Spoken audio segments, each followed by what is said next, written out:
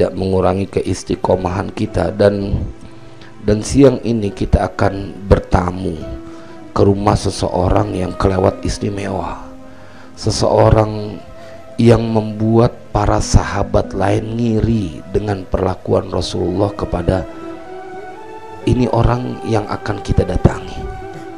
Seseorang yang membuat Nabi menangis, bukan sekedar beliau yang menguburkannya, bahkan dalam riwayat lain Nabi yang menggali kuburnya. Tetapi jemaah sekalian berbahagia, tentu ada sebab kenapa kemudian seseorang mendapatkan kedudukan istimewa. Pasti ada sebab, dan kita akan banyak mengetahui tentang sebab dari seseorang yang kemudian Ibnu Mas'ud sampai bilang, aku kan sudah memeluk agama Islam 15 tahun lebih awal dari dia. Seandainya saja jenazah itu yang dimasukkan oleh Nabi ke dalam kubur adalah aku. Jadi beliau sampai berharap seandainya aku yang ada di kuburan itu, yang diletakkan tubuhku oleh Rasulullah SAW. Baik jemaah, kita akan masuk kepada pekarangan beranda rumah seorang yang bernama Abdullah Dzul Bijadain, seorang lelaki yang yatim piatu, bahkan dalam riwayat lain yang hidup bersama pamannya dan kemudian menikmati kemewahan karena memeluk agama Islam, kemudian menjadi miskin, dan dia rela miskin sampai baju yang dia pakai disobek, digunting-gunting. Nanti kita akan kaji lebih lengkap di saat kita sudah bertamu ke rumah beliau. Abdullah Dzul Bijadain radhiyallahu anhu. Lelaki ini, sahabat ini bernama Abdullah Dzul Bijadain. Dia dijuluki Dzul Bijadain karena memang mempunyai sejarah. Pertama kali beliau memutuskan untuk bertemu dengan Rasulullah, menghadapi tantangan setelah memeluk Islam, karena beliau 3 tahun sudah memeluk Islam dan menyembunyikan keimanannya kepada Allah dan Rasulnya di hadapan pamannya. Dia seorang lelaki yang yatim piatu dalam sebuah riwayat, kemudian hidup bersama pamannya, orang yang kaya raya, diberikan fasilitas, bahkan diceritakan dia mempunyai 2 ekor kuda yang sangat bagus yang dia berganti-ganti dalam menungganginya atau berkendaraan dengan kuda itu, dan berlimpah harta. Tapi kemudian Allah meresapkan hidayah ke dalam hatinya, dan ini orang yang ketika, karena dia hidup di perbatasan kota Mekah dan Madinah, dan kemudian pada saat dia ada orang muhajirin, para sahabat yang ingin bertemu Rasul, dia selalu nungguin tuh kapan sahabat Nabi yang mau ketemu dengan Rasulullah di kota Madinah, muhajirin.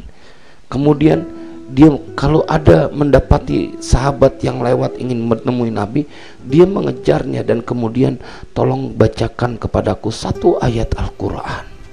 Ini orang yang sangat cinta kepada Al-Quran. Makanya Abu Nuaim Al-Aswani menceritakan kepribadian singkat beliau dengan sebuah redaksi, wa minhum al-awwahu at-tali al-mutajarridu minal urudil khali Abdullahi Dzul Bijadaini al-muwakhilil umaraini wada'ahu Rasulullah sallallahu alaihi wasallam fi hufratihi wa safaha alaihi min ibratihi. Dan di antara mereka, yakni para sahabat yang sekarang kita mengunjungi, ada seorang lelaki yang dia disebut oleh Imam Abu Nuaim Al-Asfahani al-awwahu tali, al-awwah, orang yang mempunyai hati belas kasihan yang luar biasa, orang yang sangat menyayangi. Ini kan sebuah sifat yang Allah juga ceritakan ke perihal Nabi Ibrahim. Innahu la'awwah.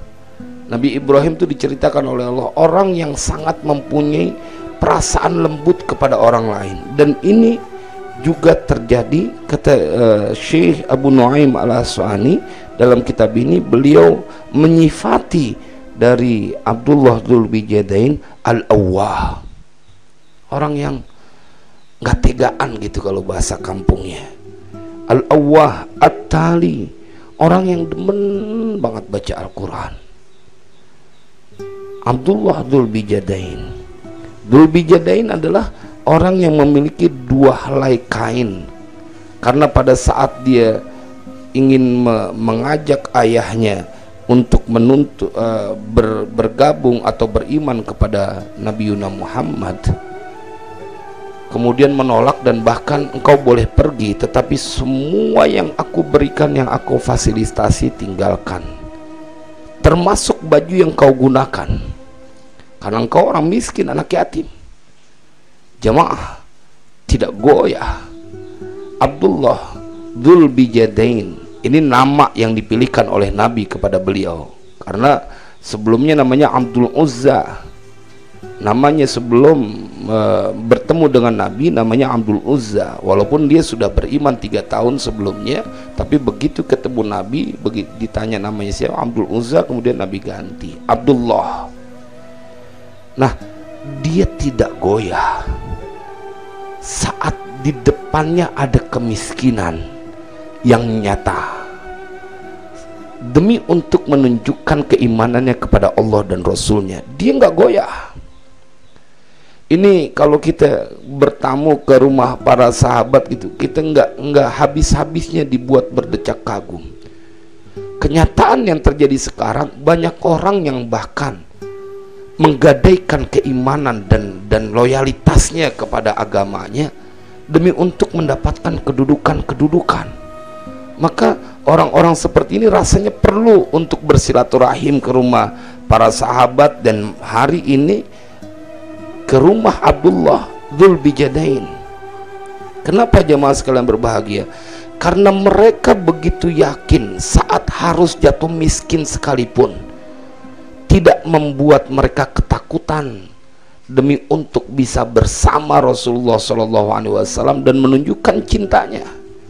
Abdullah Dzulbijadain, kisah yang sangat memilukan. Pada saat bajunya digunting-gunting oleh pamannya, dia kemudian berjalan menuju ke kota Madinah. Sampai satu waktu dia bertemu dengan sebuah bahan, dalam riwayat lain sebuah karung, kemudian dibagi dua, bagian untuk menutupi bagian atas dan bagian bawah. Maka itulah dia dijuluki Dzulbijadain. Tetapi jemaah sekalian berbahagia, kita bisa bayangkan keteguhan keimanannya. Dia nggak takut karena dia bersama Allah dan Rasulnya. Maka ini yang akan ditransfer dalam sebuah silaturahim siang ini ke rumah Abdullah Dzulbijadain. Kita lihat bagaimana Syekh Abu Nuaim al-Asfahani menceritakan tentang kepribadian dari Abdullah Dzulbijadain. Al-mutajarridu minal urudil khali, orang yang meninggalkan dari urusan dunia yang tiada berguna, yang nggak berguna. Dia nggak punya rumah, jadi begitu dia termasuk ahlus suffah. Jadi begitu sampai di Madinah, dia tinggalnya bersama ahlus suffah yang tidur di beranda Masjid Nabawi. Dan mereka mendapatkan kenikmatan karena mereka adalah santri-santri utama baginda Rasulullah, karena orang yang pertama melihat Nabi keluar dari rumah beliau adalah ahlus suffah. Karena dia, kalau kita pernah umroh ziarah ke Masjid Nabawi, maka di sisi sebelah kiri dari pintu masuk utama itulah yang disebut dengan tempat para ahlus suffah. Jemaah sekalian yang berbahagia, namanya Abdullah Dzulbijadain al-muwakhi lil umaraini, yaitu orang yang bersaudara dengan dua Umar. Ini berbeda ya. Dua Umar yang dalam doa Nabi pada saat Nabi minta dikuatkan agama Islam itu adalah dua Umar yang dimaksud, Abu Jahal dan Umar ibn Khattab. Tapi kalau dalam redaksi ini al-muwakhilil umara ini, maka kita akan temukan dalam kamus-kamus gitu yang dimaksud dengan umaroni atau umaraini itu adalah Abu Bakar As-Siddiq dan Umar Ibn Khattab. Jadi ini untuk sebuah istilah Umaro ini, setelah selain dari doa Nabi itu, doa Nabi pada saat minta dikuatkan agama Islam dengan dua Umar, yaitu Abu Jahal dan Umar Ibn Khattab, maka kemudian Allah kuatkan agama Islam dengan kehadiran Umar Ibn Khattab, karena yang diberikan hidayah adalah Umar Ibn Khattab.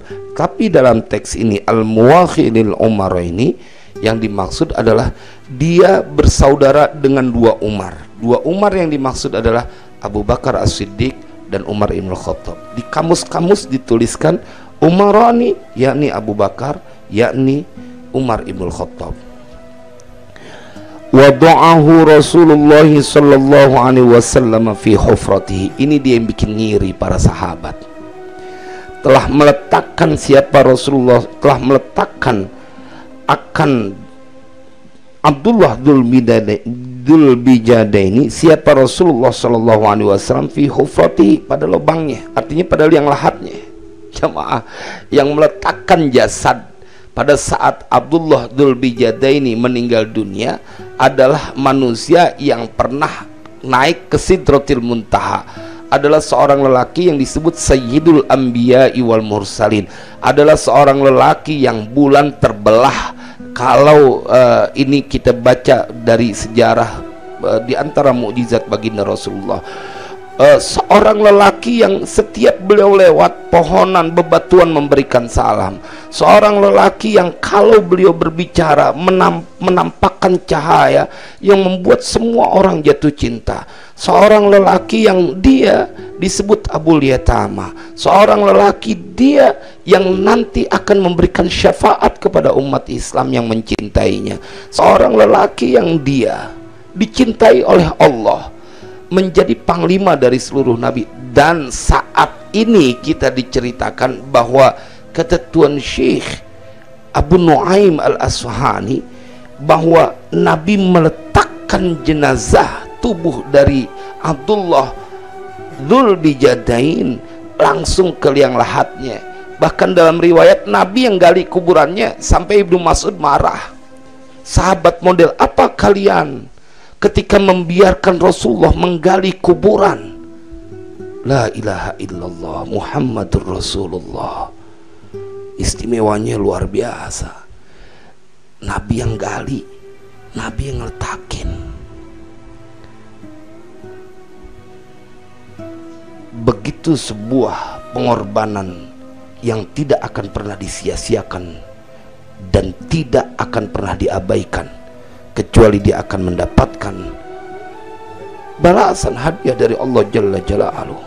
Wada'ahu Rasulullah sallallahu alaihi wasallam fi hufratihi. Bukan cuman itu, wasafaha alaihi min ibratihi, dan wasafaha, dan bercucuran, Nabi bercucuran atas ini Abdullah Dzul Bijadain. Nabi menangis min ibratihi, dari melihat keadaan Abdullah Dzul Bijadain. Pada saat Nabi meletakkan jenazah dari Abdullah Dzul Bijadain, Nabi yang meletakkan, bahkan dalam riwayat Nabi yang menggali kuburan itu, dan Nabi bercucuran air mata yang menangis baginda Rasulullah. Kita bisa simpulkan betapa dahsyat kedudukan Abdullah bin Jahsy, betapa dahsyat. Dan dia mendapatkan itu karena rela mempertaruhkan kebahagiaan hidup yang sedang dia rasakan demi untuk menunjukkan cintanya kepada Allah dan Rasulnya. Nggak ada yang sia-sia kalau engkau berbuat sesuatu karena Allah dan Rasulnya. Nggak mungkin nggak dibayar. Dan bahkan bayaran yang akan kau dapatkan jauh melampaui angan-angan dari seseorang yang melakukannya. Dia diperlakukan begitu istimewa sampai Nabi menangis melihat keadaannya. Alhamdulillah, saya ingin menyapa saudara-saudara kita yang sudah hadir. Zubdah Nafisah, alhamdulillah hadir. Bang Rahmat, hadir. Alhamdulillah nyimak dari kerjaan. Semalam kita udah kirimin Fatihah buat paman yang meninggal dunia, biar sabar ya. Ustadz Nahari Muslih, alhamdulillah, bismillahirrahmanirrahim, beliau hadir. Ini ngaji kalau di siang hari begini Ustadz Muslih, karena panasnya luar biasa, jadi keringetan gitu. Tapi jadi cocok karena kita sedang bersilaturahim ke rumah Abdullah Dzulbijadain di tanah Mekah yang panas. Mudah-mudahan mendapatkan keberkahan. Sudarsono Bang Sudarsono Darsono, assalamualaikum. Waalaikumsalam. Alhamdulillah hadir. Semoga Allah senantiasa memberikan kesehatan dan keberkahan buat Kiai keluarga. Amin. Mudah-mudahan buat kita semuanya juga diberikan kesehatan, keistiqomahan. Ustadz Sirajuddin Ilyas, alhamdulillah hadir. Afwan telat, Anda juga minta maaf tadi nggak nemuin antum karena habis subuh kita bener-bener lelah, ngantuk banget, jadi sholat subuh tidur lagi sehingga nggak bisa menemui antum. Minta maaf, minta ridhonya. Mudah-mudahan ini beliau sedang menantikan acara nanti milad Istana Al-Quran yang keempat ya, Istana Al-Quran 4 yang keempat, sekaligus juga haul beliau punya ayah dan ibu. Mudah-mudahan Allah muliakan Ustadz Sirajuddin Ilyas seperti beliau memuliakan Al-Quran, beliau memuliakan kedua orang tuanya. Gojek Jakarta driver, assalamualaikum. Waalaikumsalam. Mudah-mudahan diberikan keberkahan. Haddatsana Sulaiman bin Ahmad, haddatsana Ali bin Abdul Aziz wa Muhammad bin An-Nadri Al-Ardi Al-Azdi, haddatsana Ibnu Al-Asfahani, haddatsana Yahya ibnu Yaman anil Minhali ibni Khalifata anil Hajjaji bin ibni Artata an Ata'in an ibni Abbasin qala, telah menceritakan kepada kami Sulaiman bin Ahmad, telah menceritakan kepada kami Ali bin Abdul Aziz, Muhammad bin Nadhr Al-Azdi, telah menceritakan kepada kami Ibnul Asfahani, telah menceritakan kepada kami Yahya bin Yaman dari Minhal bin Khalifah, dari Hajjaj bin Artah, dari Atta, dari Ibnu Abbas. Ibnu Abbas yang bercerita, sang turjumanul Quran. Ibnu Abbas, sahabat yang didoakan secara khusus, Allahumma faqihhu fid din wa 'allimhu ta'wil. Ibnu Abbas qala, Ibnu Abbas berkata, Ibnu Abbas yang bercerita, dakhala Rasulullah sallallahu alaihi wasallam qabrahu lailan, telah masuk siapa Rasulullah sallallahu alaihi wasallam qabrahu, akan kuburnya, hu yakni Abdullah Dzulbijadain, lailan, pada satu malam, wa asraja fihi sirajan, dan menerangi siapa Rasulullah fihi pada kuburnya Dzulbijadain sirajan, dengan penerangan. Artinya Nabi menerangi itu kuburan dari Dzulbijadain, Abdullah Dzulbijadain. Wa akhadahu, dan telah mengambil siapa Nabi hu akan Abdullah Dzulbijadain min qibalil kiblati, dari arah kiblat. Wa kabbaro, dan bertakbir siapa Nabi alaihi atas Abdullah Dzulbijadain arba'an, 4 kali. Wa qala, dan bersabda siapa Nabi, rahimakallahu in kunta la'awaban tallaan lil Qur'ani, semoga Allah merahmati engkau, sungguh engkau adalah orang yang awaban, yang kembali kepada Allah, telaan, yang suka membaca Al-Quran, lil Qur'ani, bacaan kepada Al-Quran. Jadi Ibnu Abbas bercerita satu malam, ini dari riwayat Ibnu Abbas, karena nanti kita akan mendengar baca riwayat dari Ibnu Mas'ud. Ibnu Mas'ud akan juga bercerita.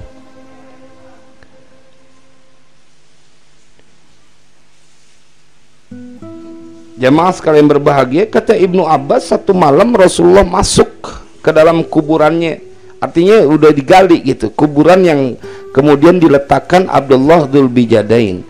Dan kemudian Nabi memberikan penerangan, artinya lampu pada prosesi penguburan itu. Nabi mengambil jasad, jadi Nabi di bawah. Nanti akan hadis yang kedua akan menceritakan lebih detail lagi bahwa Nabi nanggapin dari bawah itu, dari arah kiblat, karena ada Abu Bakar dan Umar Ibnul Khattab yang kemudian menurunkan jenazah Abdullah Dzulbijadain dan ditanggapin oleh Rasulullah SAW.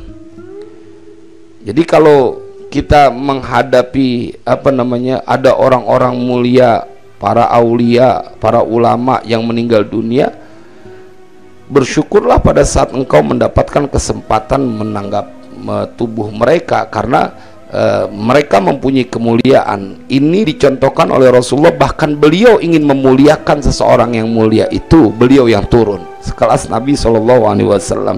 Beliau turun karena beliau begitu memuliakan, dan bahkan wakabbaru alaihi arba'an, dan Nabi bertakbir atas itu jenazah atau jasadnya Abdullah bin Jahsy bin Abdullah Dzulbijadain 4 kali. Waqala, dan Nabi kemudian bersabda, Nabi berdoa, semoga Allah merahmatimu, sungguh engkau adalah orang yang kembali kepada Allah, orang yang suka beribadah, telaan, orang yang suka membaca Al-Quran, lil Qur'ani, telaan lil Qur'ani. Alhamdulillah kajianah, alhamdulillah ikut ngaji sambil nengokin nyak lagi sakit. Mohon doanya Ustadz biar sehatnya Hajah Saudah. Kita doakan Hajah Saudahnya, Hajah Saudah biar angkat penyakitnya. Al-Fatihah. A'udzubillahi minasyaitonirrajim. Bismillahirrahmanirrahim. Alhamdulillahi rabbil alamin, arrahmanir rahim, maliki yaumiddin. Iyyaka na'budu wa iyyaka nasta'in, ihdinas siratal mustaqim, siratal ladzina an'amta 'alaihim ghairil maghdubi 'alaihim waladdallin. Rabbi firni wa liwalidayya wa lil mu'minina amin. Biar sabar ya kajianah. Emang begitu perjalanan hidup seorang, ada sehat, ada sakit, ada tua, ada muda, ada miskin, ada kaya. Ya begitu dah, berpasang-pasangan. Mudah-mudahan diberikan kesabaran, karena orang sakit itu kalau ngelihat hadis Nabi, orang yang disayang sama Allah. Kenapa? Orang yang sakit itu dia akan diampuni segala dosa-dosanya. Kemudian bila dia dapati atau dia menjadi orang yang sabar, menerima penyakit itu dengan sabar, dia akan ngapus dosa. Kalau dia sembuh, dagingnya misalnya habis gitu, jadi kurus, ntar Allah ganti dengan daging yang baru, dengan darah yang baru. Kalau dia kemudian menjadi orang yang menghadap Allah, maka mereka menghadap Allah dengan tanpa memiliki dosa, karena telah dihapuskan oleh penyakit-penyakit itu. Jadi enak bener jadi umat Nabi Muhammad gitu. Mati itu bukan sesuatu yang ditakutin. Nggak pantas kita takut sama mati. Yang harus kita takutin adalah bila keadaan matinya tidak husnul khotimah. Itu yang kudu dipikirin. Kalau mati mah semuanya pasti mati. Tapi bagaimana kemudian kita berdoa Allahumma rzuqna husnul khotimah? Kan kadang-kadang orang cuma takut mati doang nih, tapi dia nggak kemudian bergegas berbuat kebaikan. Kayak sekarang nih dengan sebab corona kan semua orang fobia dengan mati. Padahal Al-Quran udah ngingetin tentang kematian itu, kullu nafsin dha'iqatul maut. Kalau udah mati nggak bisa balik lagi gitu udah. Tapi nggak pada cuek aja gitu mau mati. Giliran sama corona gitu takutnya pol-polan gitu, takutnya pol-polan. Takut sama matinya nggak pantas. Takutnya bagaimana engkau husnul khotimah atau sul khotimah. Lah kalau cuma takut doang terus kemudian jadi jauh dari ibadah, mas, nggak bakal ada yang bisa menghindar dari kematian. Jadi mudah-mudahan mumpung kita masih dikasih sehat, kita terus berbuat kebaikan dengan kemampuan yang kita bisa. Dengan kemampuan yang kita bisa, mudah-mudahan Allah ridha. Mudah-mudahan Allah ridha. Allahumma amitna ala dinil Islam, amitna ala dinil Islam, amitna ala dinil Islam. Emang tinggal nunggu giliran. Apalagi yang udah nggak punya bapak. Kata Fudail bin Iyad, kalau orang yang udah nggak punya bapak, dia nggak perlu lagi dinasehatin. Cukup dengan matinya bapaknya, dengan meninggalnya ayahnya, itu cukup sebuah nasihat. The next ente yang mati. Jadi kalau Bang Fadli masih aman, dia masih nyantai, masih punya bapak. Yang udah nggak punya bapak, ente mah nggak perlu lagi dinasehatin banyak-banyak. Cukup kematian ayahmu itu menjadi sebuah nasihat. Abis ayahmu, giliran anaknya, giliran anaknya. Jadi nggak pantas gitu, mau takut sama mati itu nggak pantas. Karena matinya dalam orang beriman itu istirahat gitu. Mudah-mudahan ya tetap kita minta umur panjang. Itu sebagai apa namanya, memanfaatkan sebuah fasilitas yang Allah berikan kepada setiap hambanya untuk meminta. Kenapa kita umur panjang? Kita pengen banyak amal kebaikan. Kalau umur panjang ngumpet di rumah ketakutan sama corona, ya kagak ada manfaatnya, nggak ada manfaatnya.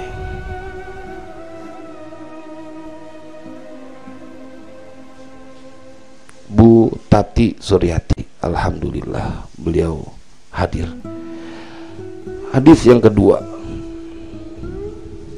Haddatsana Muhammad bin Ahmad ibni Ja'far, haddatsana Muhammad bin Hafsin, haddatsana Ishaq bin Ibrahim, haddatsana Sa'd bin As-Salti, haddatsana Al-A'masyu an Abi Wa'ilin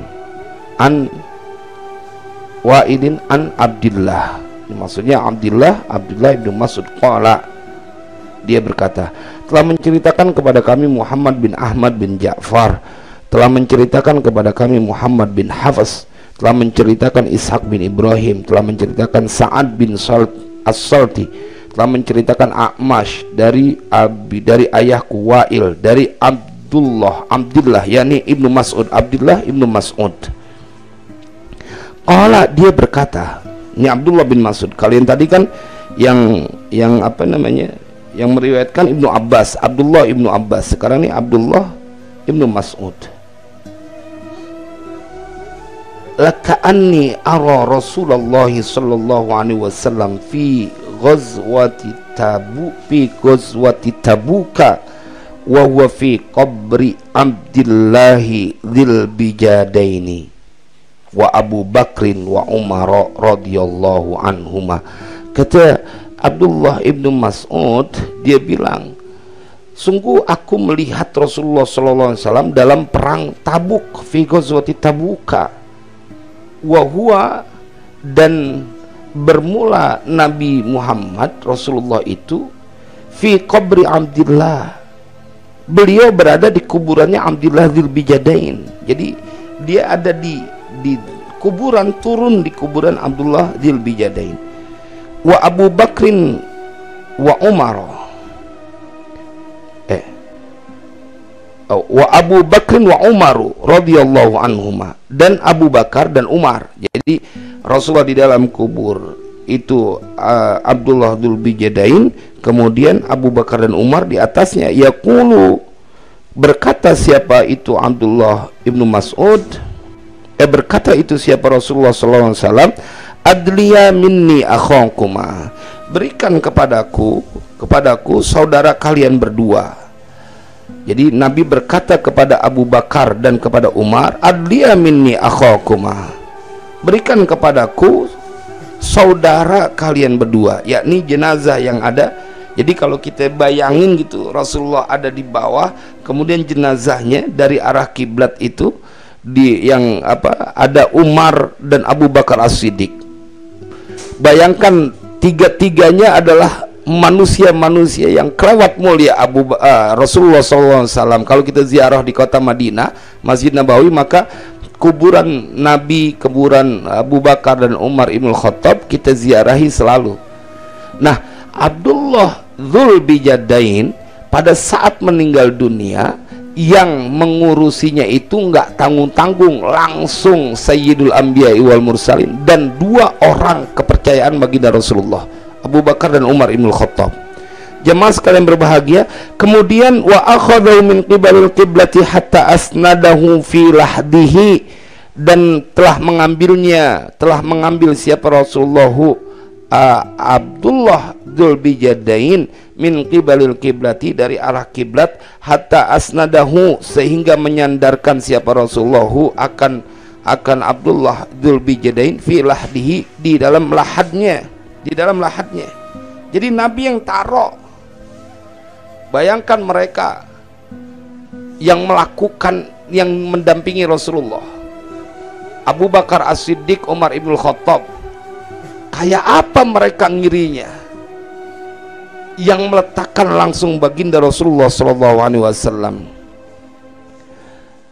Thumma kharajan Nabi sallallahu alaihi wasallam, kemudian keluar siapa Nabi sallallahu alaihi wasallam, wa wallahuma al-amala, kemudian Nabi melimpahkan pekerja kepada Abu Bakar dan Umar Ibn Khattab pekerjaan selanjutnya.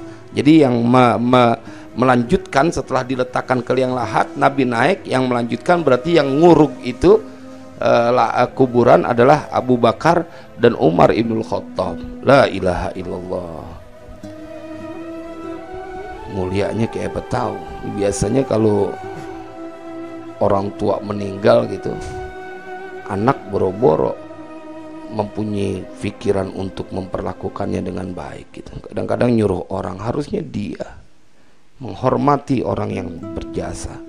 Rasulullah aja turun nanggapin jenazah sahabatnya, padahal Rasulullah punya kedudukan begitu mulia, tapi demi menghormati seseorang yang Rasulullah ingin mengapresiasi tentang keteguhan imannya, Abdullah Dzulbijadain.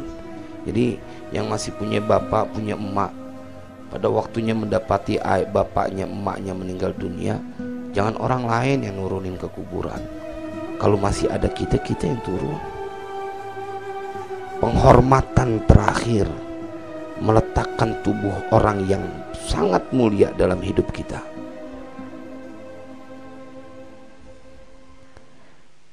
Kadang-kadang udah cuma 1 tahun gitu, haul gitu, 1 tahun masih kagak open aja gitu. Ya Allah, udah kebayang tuh ntar dia kalau udah matinya kayak gimana, kagak bakalan diopenin sama anaknya. Kaifa fa'alta li abika kadzalika fa'ala ibnuka laka. Bagaimana engkau memperlakukan ayahmu, maka demikianlah nanti anak-anakmu akan memperlakukan untukmu. Jadi sesuai dengan apa yang kau berikan kepada orang tuamu, maka itu yang akan kau dapatkan. Falamma faragha min dafnihi istaqbalal qiblata rafi'an yadayhi, maka tatkala telah selesai min dafnihi, dari menguburkannya, Nabi telah selesai dari menguburkannya, istaqbalal qiblata, kemudian Nabi menghadap kiblat, rafi'an yadayhi, dalam keadaan beliau mengangkat kedua tangannya. Jadi begitu selesai dikuburin, Nabi yang udah nurunin gitu, Nabi kemudian menghadap kiblat dan mengangkat kedua tangannya. Yaqulu, Nabi kemudian berdoa, Allahumma inni amsaitu anhu radiyan fardu anhu. Allahu akbar. Gak bakal ketolak doa Nabi. Abdullah Dzulbijadain susahnya cuma sebentar di dunia, tapi dia mendapatkan kebahagiaan yang panjang, yang kekal, yang panjang pada saat dia berada di alam kubur, yang kekal nanti pada saat dibangkitin. Ini yang bikin yang banyak orang nggak ampe tertarik, nggak resep banget gitu. Kalau buat urusan dunia siang malam kagak ada pegel-pegelnya, tapi dia lupa mikirin apa yang akan menemani dia pada saat dia berada di dalam kubur. Ente di dalam kubur, di dunia ini paling cakep banget juga umur 80 tahun. Kalau ingat hadis Nabi, maka umur umat Nabi Muhammad itu baina sittin wa sab'in, antara 60 sampai 70. Bentaran banget di dalam kuburan yang lama banget. Kalau kita ama hidup yang sebentar takut susah, kan akal sehat akan berkata bahwa kudunya lebih takut lagi pada saat masa yang panjang kau dalam kesusahan. Akal sehat akan berkata kudunya masa yang kekal kau akan lebih takut lagi dalam kesusahan. Tapi faktanya banyak urusan alam barzakh yang sesuatu yang akan mereka dapati mereka lupakan. Nabi berdoa, Allahumma inni ansaitu anhu radiyan fardhu anhu. Ya Allah, sungguhnya aku di waktu petang hari ridho kepada dia, karena dia dikuburnya malam. Pada saat dia hidup, sore harinya terakhir dia mengembuskan nafasnya, kata Nabi, aku ridho sama dia. Amma ini jenazah, amma ini orang yang baru dikuburin, namanya yang bernama Abdullah Dzul Bijadain, fardhu anhu ya Rabbana, maka berikanlah keridhoanmu kepadanya. Kita berdoa, Allahumma inna nas'aluka ridhaka wal jannah wa na'udzubika min sakhatika wan nar. Lalu bandingkan dengan doa ini, langsung Nabi yang berdoa, Allahumma inni amsaitu anhu radiyan fardhu anhu. Dan hari ini, siang ini kita sedang bersilaturahim ke rumah seseorang yang Nabi memperlakukannya begitu istimewa. Wa kana dzalika lailan, dan adalah ya waktu yang demikian itu, artinya waktu Nabi menguburkan dan berdoa di waktu malam. Fawallahi, kata Abdullah ibnu Mas'ud, fawallahi, maka sungguh demi Allah, laqad ra'aituni wa lawadittu anni makanuhu, maka sungguh aku melihat diriku, artinya mengasihani diriku, artinya dia begitu memperhatikan dirinya, dan seandainya, dan sungguh aku berkeinginan, aku berharap, walaqad fawallahi laqad ra'aituni wa lawadittu anni makanuhu, dan sungguh aku mempunyai keinginan seandainya aku yang jadi Abdullah Dzul Bijadain, aku yang dikuburin.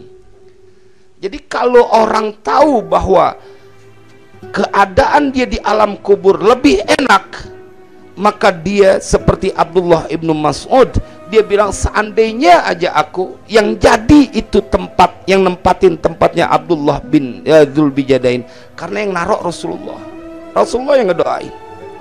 Walaqad aslamtu qablahu bi 15 sanatan, kata beliau, dan sungguh aku telah memeluk agama Islam sebelumnya, sebelum dia. Aku masuk Islam sebelum dari Abdullah Dzul Bijadain, 15 tahun lebih awal dari Abdullah Dzul Bijadain, seorang sahabat yang membuat Abdullah ibnu Mas'ud ngiri mendapatkan perlakuan seperti itu dari baginda Rasulullah SAW. Terima kasih. Wassalamualaikum warahmatullahi wabarakatuh.